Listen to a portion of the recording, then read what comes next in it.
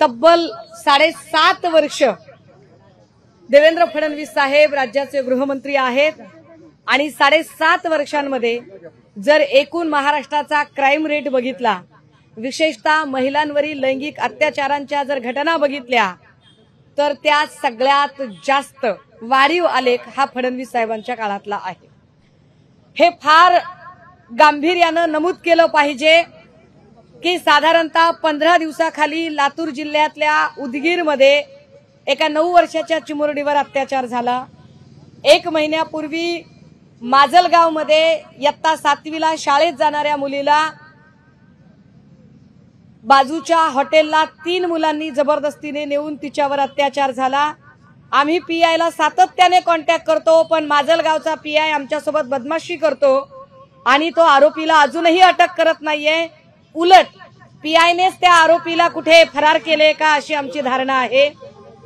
लातूरमध्ये हॉस्टेलच्या रेक्टरच्या मुलानेच त्या मुलीवर, हॉस्टेलमध्ये असणाऱ्या मुलीवर बलात्कार करून खून केला, तरीही पोलीस स्टेशन अजिबात तक्रार नोंदवून घेत नव्हतं।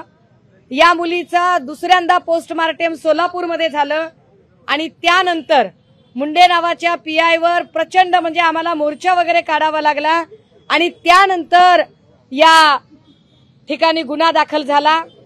त्याच लातूरमध्ये इयत्ता 5वीचा मुलगा हॉस्टेलमध्येच शिक्षकाने फासावर लटकवला, ज्याच्यात अजूनही त्या शाळेवर कारवाई झालेली नाही। वसईमध्ये अगदी भर दिवसा ट्रॅफिकमध्ये गाडीचा पाना हातात घेऊन एका युवतीवर 28 वार करताना सीसीटीव्ही फुटेजमध्ये दिसतंय। उरण पनवेलची घटना ताजी आहे।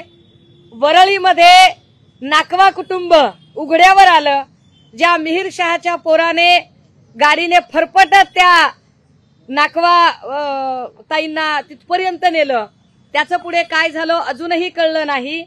या सगळ्या घटनांचा जर गोषवारा बघितला तर राज्यामध्ये देवेंद्र फडणवीस साहेब कायदा सुव्यवस्था राखण्यात सपशेल अपयशी ठरले आहेत।